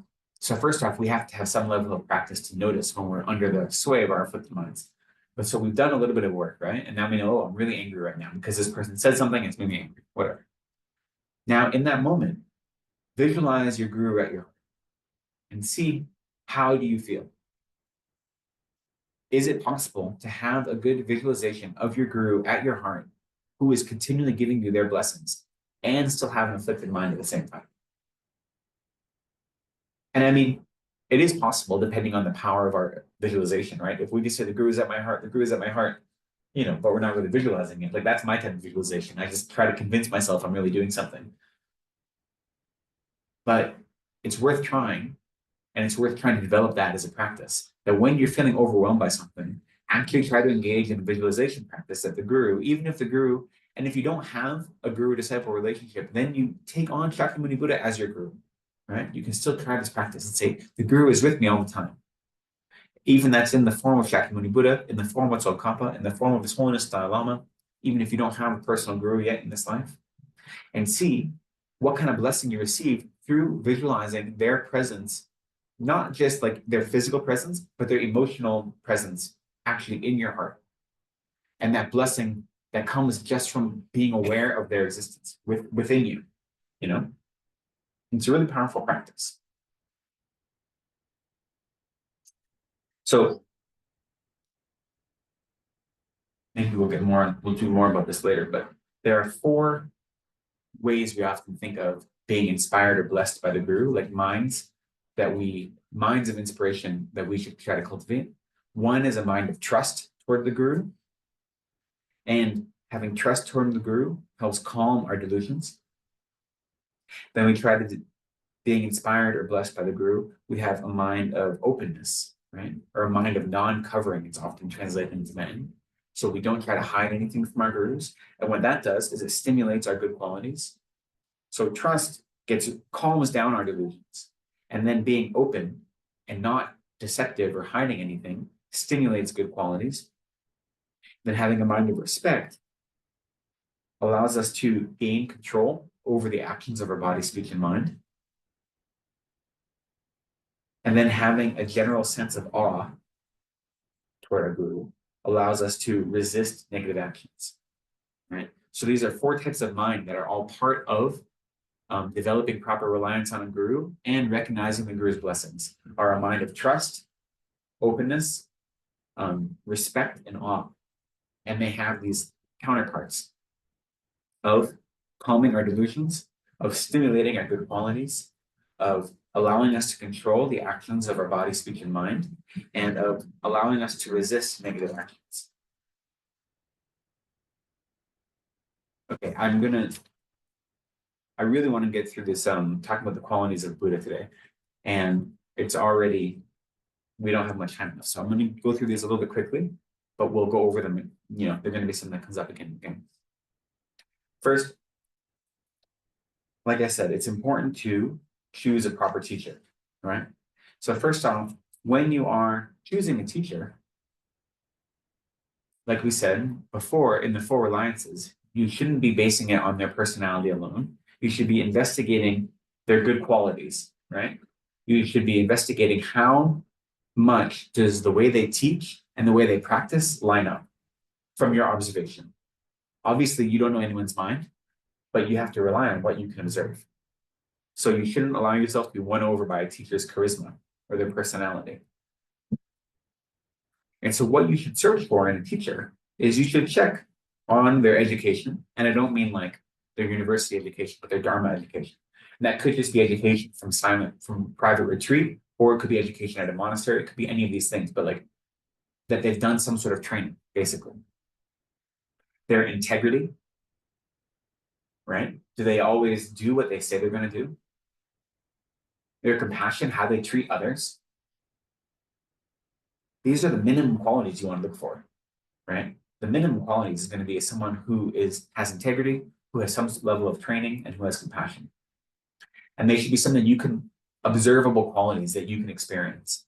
If you see someone that doesn't have those minimum, you should be very, doubtful if they're going to be someone who can be a helpful teacher to you. And then on top of that, you should ask others. It's perfectly appropriate to ask other people about this particular teacher. Are they an appropriate teacher? How do they behave? Some of the advice is we should spy on our teachers like a thief looks through the windows at night, right? Tsongkhapa gives advice that you should observe a teacher for up to 12 years before you accept them as a teacher, which we don't often have the context or ability to do, but it shows that you don't have to rush this. It's okay to be sneaky. Not really, but you know what I mean? Like you should be observing this teacher. And on top of that, you should observe their students because you're going to become one of their students. So you might think this teacher is great and all these are qualities, but all their students are jerks. And so what is it about that teacher that all their students are kind of jerks, right? So it's worth looking into. And that doesn't right away mean that you shouldn't take them as a teacher, but you should think about it because you are going to become one of their students. So if all their students act a very similar way, what does that mean, right? You should also see how that teacher relates to their teachers. That's quite important. And how they relate to their peers and how they relate to their students. Because when you can use your empirical observation, right, about what does this teacher seem to be doing with regard to their role as teacher? Like, do they want to be a teacher? Does it seem like they're there because they want adulation and they want people who respect them and like look up to them? And again, you can't know another person's mind, but you can use your own better judgment and your skills of observation. They even say it's appropriate to ask the teacher, never mind asking their students, ask a teacher, what realizations do you have? What obstacles have you purified? Now, most practitioners will not ever give you an answer saying, I have any realizations, because you hide your realizations, but it's okay to ask. And then you observe how they respond, right? And the way they respond will tell you something about them. And the important thing about recognizing an appropriate teacher is someone can be a perfectly appropriate teacher and just not an appropriate teacher for you, right? That's also possible.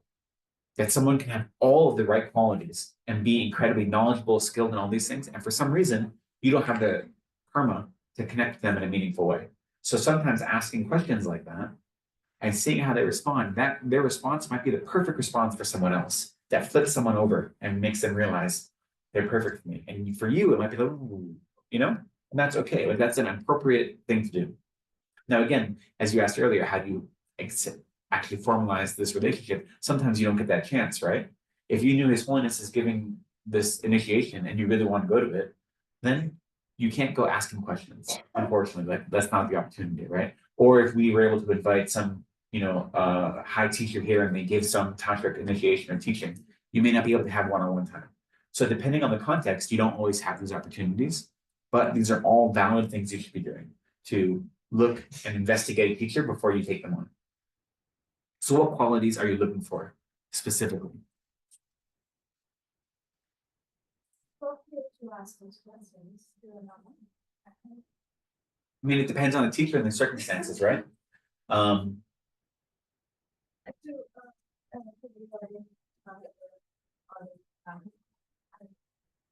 You're saying, is it appropriate or when is it appropriate? Well, yeah. I mean, that's good that you're hesitant too.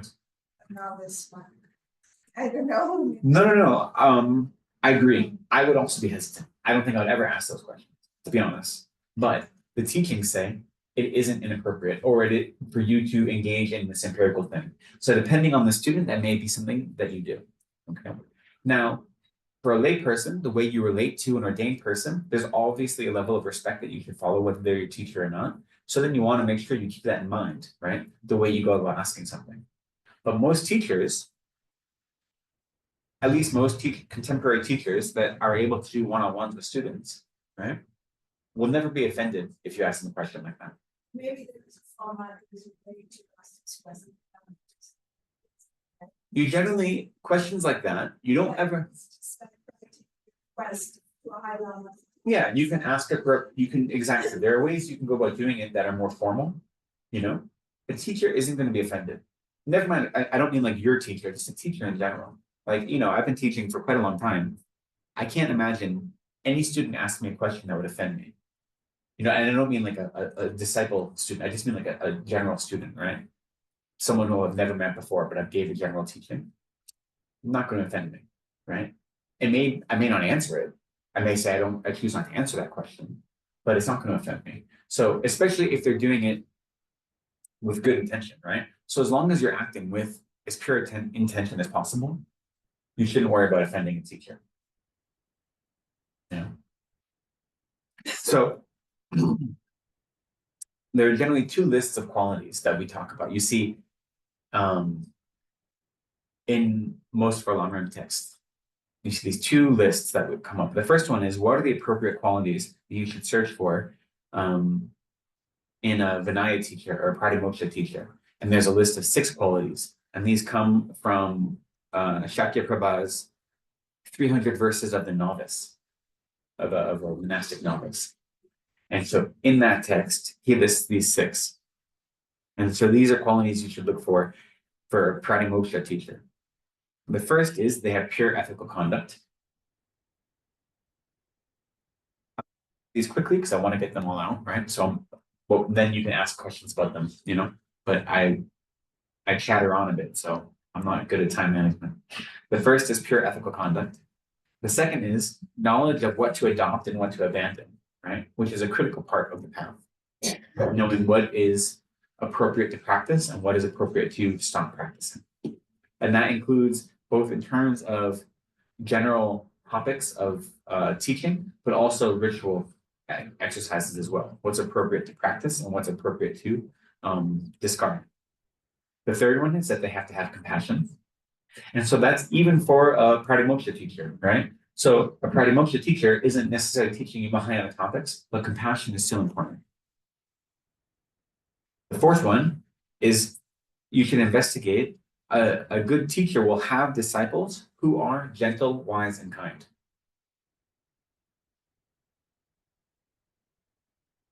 So again, if all of their disciples are jerks, that's telling you something about the teacher, right? That's the fourth good quality. The fifth is that a teacher provides their students with appropriate or requisite needs in terms of practicing Dharma as well as living.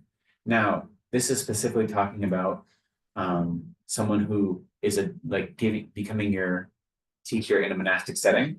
So a teacher who takes many students in the monastery is then responsible for them, right? So when you accept someone as a guru, they're not going to give you the requisites you need to live by, but they will give you the requisites you need to practice Dharma. So if a guru is very stingy, both in terms of what they offer their students, in terms of Dharma, knowledge and experience, but also in the monastic setting, if they're not willing to help out their students, and that's one thing to look for. And the last one is the teacher's ability to teach the right topic at the right time. So those are 6 qualities you're searching for in a pratimoksha level teacher. Now, to add on top of those, in Maitreya's text, the ornament of the Mahayana Sutra, there are 10 good qualities of a paramita teacher or a Mahayana teacher. And so the 10 qualities you often see are that a teacher is, number 1, disciplined and subdued in behavior. Number 2, they have serenity and they have meditative experience. So a calm body, a calm mind, and then they're pacified in terms of having developed wisdom. So those first 3 relate to the 3 higher trainings, right? The 3 higher trainings are the trainings of morality, of concentration, and of wisdom, right? Those are the 3 higher trainings. And those relate to these 3 topics. So a teacher has to be disciplined and subdued. They have to have serenity and meditative experience, and they have to be pacified through engaging in wisdom, which is to say they have discipline, they have knowledge, and they have heart. Those are the first 3. The next one is a teacher should have more good qualities than the students have, which is silly, but it makes sense, right? If you look at someone and you say, I know more about this than they do, then that's not an appropriate teacher for you, right? If that's the way your mind's going to be. Next, they should be enthusiastic about practicing and about benefiting others. That's number 5. Number 6 is they should be learned in scripture. So a teacher, a proper paramita teacher or Mahayana teacher, this doesn't mean they have to have every scripture memorized, but they're not making things up, right? That they should have knowledge of the actual teachings, both the teachings from the Buddha and then commentaries, Indian and Tibetan commentaries in our case. They're not making this up. Even if they have great personal experiential understanding, that still has to be based in the teachings themselves, right? Number 7 is that they have the correct view and understanding of selflessness. And this is important because we have to distinguish it from the Theravada view of emptiness or of selflessness.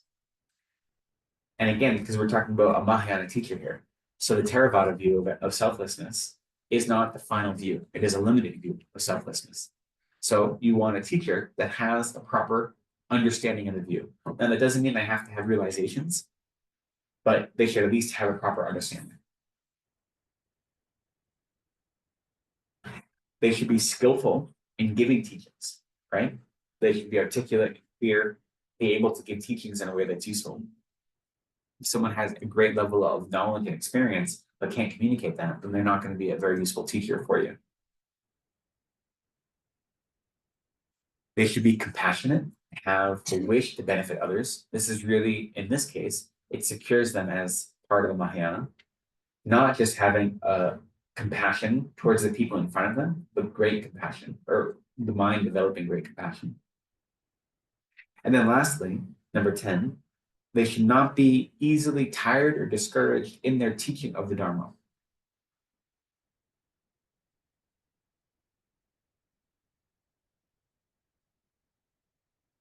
Now, what all of the teachings say is, it's very hard to find someone with all of these qualities these days, right? So these 10 qualities are important. Very hard to find a teacher with all of them. So they say you want to find a teacher that at least has more positives than negatives, you know? So as many of the boxes that you can check off, the better, is what they say. But we don't expect perfection these days.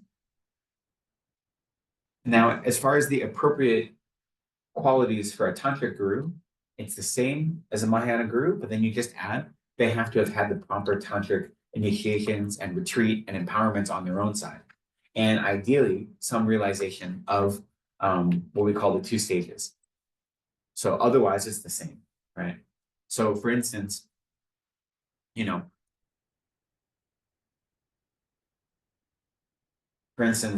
if a teacher hasn't received a particular tantric transmission, or they haven't done the proper retreat, then they can't give you that initiation, right? And so then they wouldn't be appropriate in that regard. So that's what qualifies someone as a proper tantric guru, is that they have some level of tantric experience, and then depending on what they're teaching you, that they have been empowered in their own right to do that.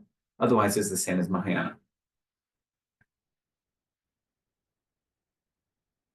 If we want to add on to that a little bit, we'll maybe jump really quickly into this text.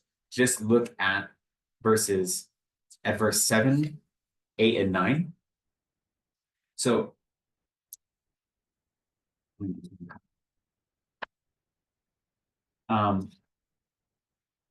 this adds on a little bit. Verse 7 is saying some of the qualities in a teacher that you should avoid, right? And they're kind of common sense, but it's nice to see them written out. So verse 7 says, the intelligent disciple does not take on as a guru someone who lacks compassion, someone who is wrathful or wicked, someone who is arrogant, desirous, someone without restraint, or someone who is boastful, right? So those are qualities. And Tsongkhapa explains a little more about what those mean, but they're pretty much exactly what they sound like, right? The only one that is hard is the word wicked. So wrathful tends to mean someone who is irritable, the way at least Tsongkhapa gives explanations, and wicked is someone who wants to harm others, right? So those are all qualities of a teacher that they shouldn't have. And then verse 8 and 9 talk about qualities of a teacher that you should also seek. And you'll see these overlap with the 10, but it's good to see as well. So verse 8 says, one who is stable, disciplined, intelligent, patient, upright, without dissimilitude or deceit, understands the practices of mantra and tantra, is compassionate, knowledgeable in the teachings, who perfectly understands the 10 natures, is knowledgeable in the work of drawing mandalas, understands the practice of explaining mantra, and is totally pacified and has tamed their senses. That is an indication of a good teacher. Now, in verse 8, when you have the word stable, that's referring to stability of their actions of body. Disciplined means that they have disciplined their speech. And then intelligent, and then the whole next line, all reference being appropriate in actions of mind, right? So body, speech, and mind all have to be calm, controlled. Here, what they mean by dissimilitude and deceit, dissimilitude would be hiding their bad qualities. And deceit would mean pretending to have good qualities they don't really have. So they shouldn't have either of those two, but they should have patience. They should be upright, which means that they are honest and they are forthright and they're someone that is worth emulating.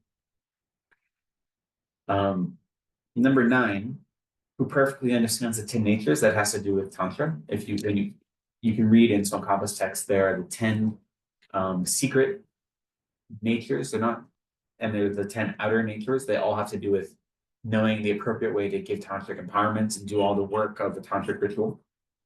So we don't have to worry about those. But so here in these 3 verses, we see some of the qualities that you want to avoid and also you want to adopt. And you see how they overlap with these 10 and 6 that we learned through Shakya Prabhu's text and through Maitreya's text. So these qualities, again, in this day and age, it is hard to find someone with all these qualities, but they're what we should aspire towards. And now for me, what I think is interesting and like the hard kind of intellectual step is what happens when you go from seeing someone as a Dharma instructor and then they become your teacher? Like, what does that flip? What does that change? Especially if you have the mind that I see my teachers as a Buddha. How do you go one day from seeing someone as a regular human being who may be a good practitioner to the next day being a Buddha? Like, what is the type of mental change that has to happen to make that switch? When someone finally accepts you when someone accepts you as a student and you accept them as a guru.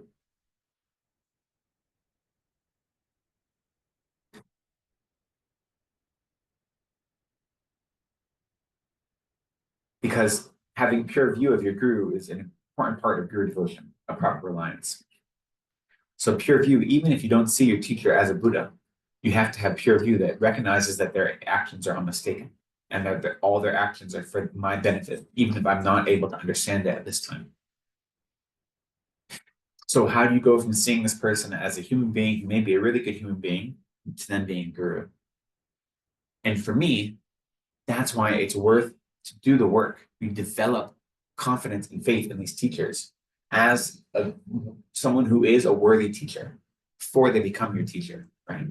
So you do the work of investigating, of seeing how they teach, of seeing how they make, what kind of effect they have on your mind.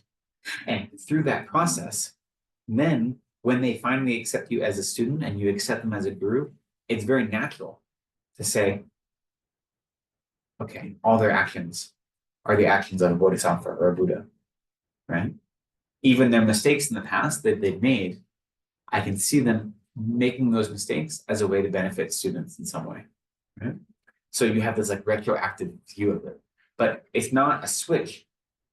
For most people, it's not a switch that you just turn on and off, right? You build your way up to it.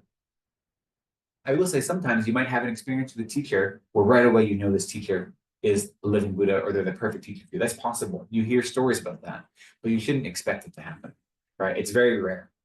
And to be honest, it's worth investigating it. If you meet someone and the first time you meet them, you go, oh my God, you know, it could be an amazing karmic connection. It could also mean they're really charismatic and that may not be the right thing. So you don't always want to trust that. It's a useful feeling to have, but then you should investigate it and see, is there something behind this or is it all just pure excitement, right? But that switch from someone being a really good, a spiritual teacher to a spiritual mentor, that transformation that happens, there's no external transformation, it's all an internal transformation. And it's something you should work towards. It shouldn't happen overnight. It's something you develop in your practice by investigating. By seeing, oh, they said this, how does that affect my mind? Is this a useful teaching or did it make it harder for me to practice, and so forth? And so part of looking at the appropriate qualities of a teacher is you have to say, what are the appropriate qualities of a student, you know? Without developing the appropriate qualities of a student or of a proper student, then we won't have very much luck finding a teacher.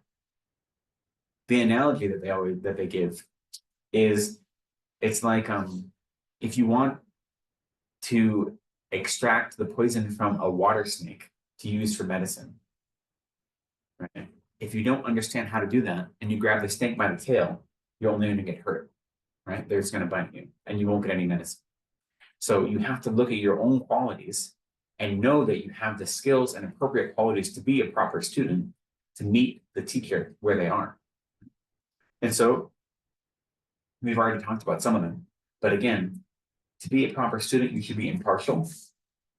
You should be open-minded. You should be intelligent. And what we mean by intelligent is someone eager to learn, right? And you should be interested or diligent. If you don't have these qualities, then seeking out a teacher isn't going to help you because a teacher can't force you to do anything, right? So if you don't have an avid interest in actually studying and practicing the Dharma, then it doesn't matter how many teachers give you the perfect advice. You need to have that in yourself, right? Now, a good teacher who meets you at the right time in your life will inspire a lot of these good qualities in you, but you have to be working on them on your own side as well, right? And you have to have a mind of respect and veneration and be willing and ready to take a teacher's advice, which is a hard thing for a lot of us, right? That we want a teacher who can give us advice, but we aren't ready to take all their advice. We want to take the advice that we like and not the advice we don't like, right? That's where most of us are. And if you're not ready to say, I'm going to take whatever advice this person gives me and apply it to the best of my ability, then you're not ready to have a teacher, right? Because that's part of having that relationship. And I'm going to do my best to apply whatever advice the teacher says.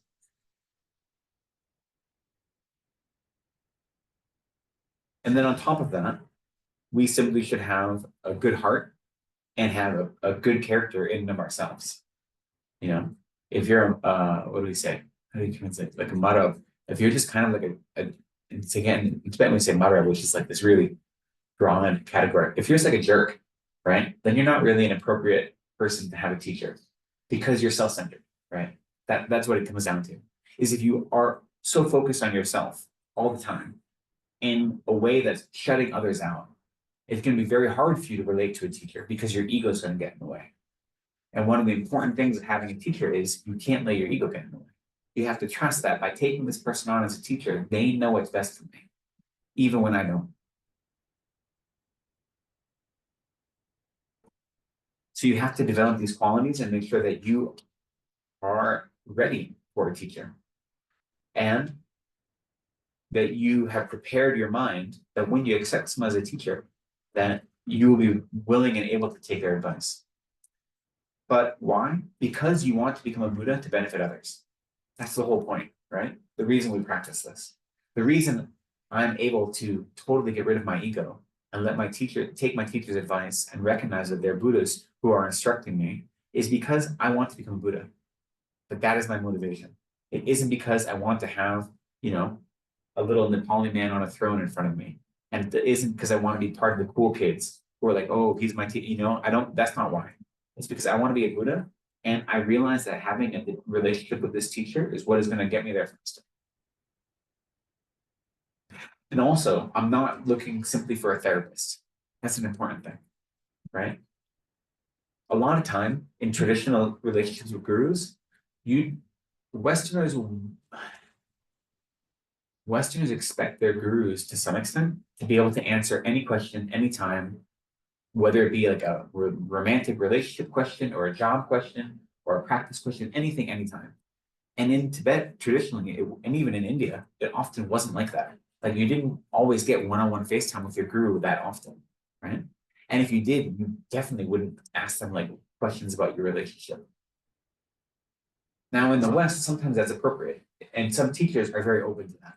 But there's a difference between a therapist and a spiritual teacher, right? And sometimes spiritual teachers take on the role of a therapist in your life, and that may be appropriate, but that's not what you should expect. And so you have to say, what do I want from this teacher? What is my goal? And when you understand that, and you can get a firm conviction that your goal from this teacher is that they propel you towards Buddhahood, then that is preparing the way for an appropriate teacher. When you have this firm conviction that what you want is like an inner revolution, right? This transformation towards Buddhahood, then it means you are an appropriate candidate to begin a relationship with a teacher. And until then, if you aren't there, you still rely on spiritual teachers, just not spiritual mentors, right? Dharma instructors who can guide you, who can teach you how to meditate, how to engage in different practices, and who can help you, but you don't develop that intimate relationship with them, right? And then as you practice more, when you decide you're ready, then you see what teachers are available that you connect with, and then you go from there. But so in order to develop that relationship, you have to know the right qualities to search out in a teacher, and you have to know how to properly seek out, investigate a teacher, and properly investigate your own mind to make sure you are an appropriate vessel to receive that relationship. You have to have both sides of the equation. Okay, maybe I'll end there. So we covered how teachers' blessings work, and what are the qualities of a teacher that we should look for, and what are some benefits of a teacher, and what are some misconceptions that we want to clear up about guru devotion. So I think that's a good amount of just things we covered today. Any questions, either online or in person? Hey, I wanted to ask you about other Buddhist traditions, such as the Theravada traditions, where there is not the same kind of an emphasis on a spiritual teacher that the Tibetan traditions. So what holds that sustains their practice in those traditions? So I can't speak from the inside of those traditions. I can say that in all Buddhist traditions, there is still an emphasis on the guru-disciple relationship. The difference is the Tibetans and the Mahayana practitioners are the ones that view teachers as Buddhas, and you don't see that in Theravada traditions, but they still develop intimate relationships between guru and disciples, even in Theravada traditions. And they develop relationships that are lifelong relationships, right? So that's the same. And they just don't have that, they don't understand their teachers to be emanations of Buddhas, but they still have guru devotion as an important part of their practice. At least that's my understanding from what I know of those teachings and from what the teachings of the Buddha did, from the teachings of the Buddha himself before they kind of divided into these different sects and schools. Devotion was always there, or proper reliance on a teacher was always there.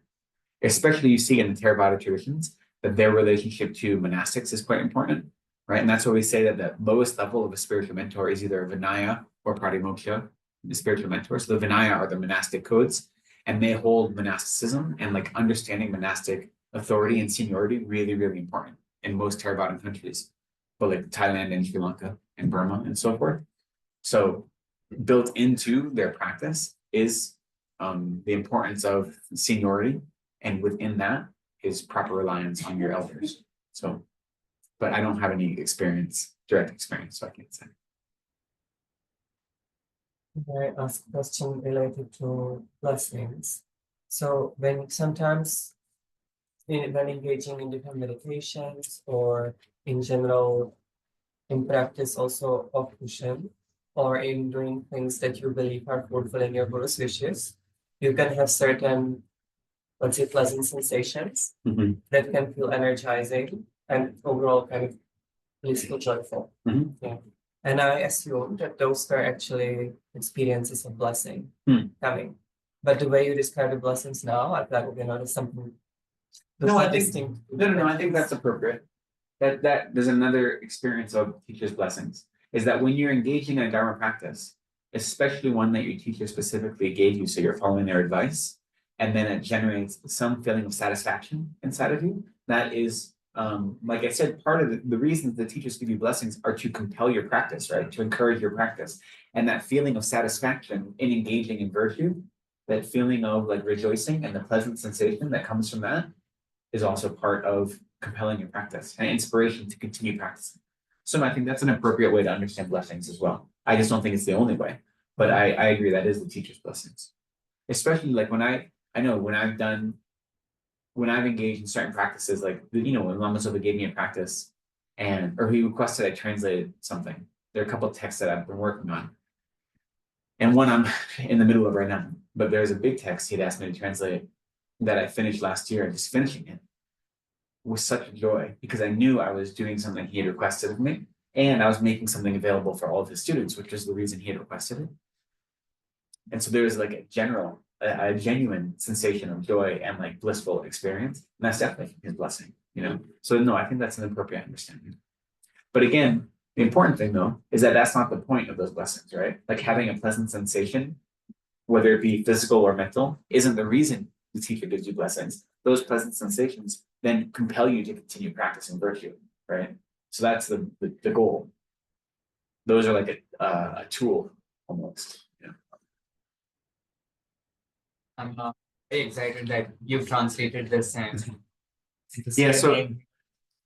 So this translation I did, like I said, if you have a chance to go online to the Lamia Wisdom Archive, Geshe-no Darge's commentary, his short one and his long one, also has this translated within it, but he has a lot of the commentary kind of translated within the verses. And The Fulfillment of All Hopes by Gareth Sparrow has a really nice translation as well, but his also, they aren't in verse, and he has a little bit extra added in as well. So I translated this just because I wanted it in verse. If I was going to be really good, I'd try to make it like only 9 syllables per line. That is quite hard. So that way you can chant it quite easily. It's really hard to do in English though. But so that's why I translated this. I thought it'd be something easier for us to recite together. This is just a provisional translation because I haven't done a full. I like literally translated this yesterday. So and I did rely on Tsongkhapa's commentary because he gave some things. So we'll have a finalized translation before the end of the series. But I'm happy I had a chance to translate it to give people hopefully something they can recite a little more easily, you know. And this is technically about how to rely on a tantric guru, but it applies, almost all of it applies directly to any Mahayana guru. And the parts that don't apply are pretty clear because they're talking about like your ability to learn tantra. Like in those verses we mentioned, you know, the ability to properly do mandala right, draw a mandala. Like that's important for a tantric guru, not important for a non-tantric guru. So that's pretty common sense. But otherwise, it almost the rest of it applies to any Mahayana guru. So yeah, I'm glad I could translate it. And I'm going to see who I can have help edit it so then we can make sure it's doesn't have any of my mistakes leaking in. Okay. Share the PDF file with you on this. Okay. Great. And so I think with that, there's one of the questions. We've already gone a little late, which is my fault. I apologize. But we will then we'll do a couple closing prayers. And we'll end. So as usual, we try to make our practices virtuous in three ways. In the beginning, by setting a strong motivation. In the middle, by engaging in Dharma practice, contemplation, study, inquiry. And then in the end, by dedicating any merit that we've accumulated to all sentient beings. And in this way, we seal our practice so that it is a virtue in 3 times. So we will offer some dedication prayers on page 36. First, let's just take the mind to contemplate that by coming together this evening, by studying the Holy Dharma, by putting our minds towards investigating what it means to develop the relationship between disciple and guru. What we've done is accumulated some sort of merit, some good karma. And instead of keeping that for ourselves, we dedicate that merit so that any good karma we've created may ripen on other sentient beings. May all sentient beings experience freedom from suffering. May all those who are sick receive relief, both mental and physical relief from their ailments. May those who have died quickly be reborn, perfect human rebirth, and meet the Mahayana spiritual friend. May all of the aspirations and wishes of our holy teachers, may all their holy projects be realized quickly without obstacles. May all Dharma centers such as CKSL continue to flourish and teach and share the Dharma. And may all suffering sentient beings quickly achieve perfect, complete bliss of Buddhahood. All through the merits we've accumulated today. May our merits ripen in those ways.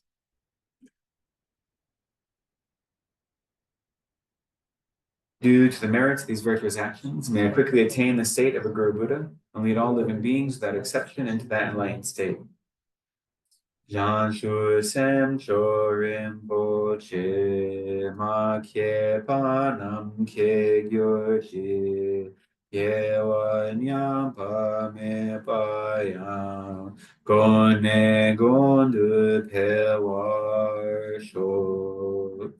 May the supreme jewel of Bodhicitta that has not arisen arise and grow, and may that which has arisen not diminish but increase more and more. In the land encircled by snow mountains, you are the source of all happiness and good, all powerful Chenrezig Tenzin Gyatso. Please remain until samsara ends. Great. Thank you so much for joining me today, for spending time with the Dharma. I appreciate it. Thank you. And thank you everyone who joined us online as well. Thank you.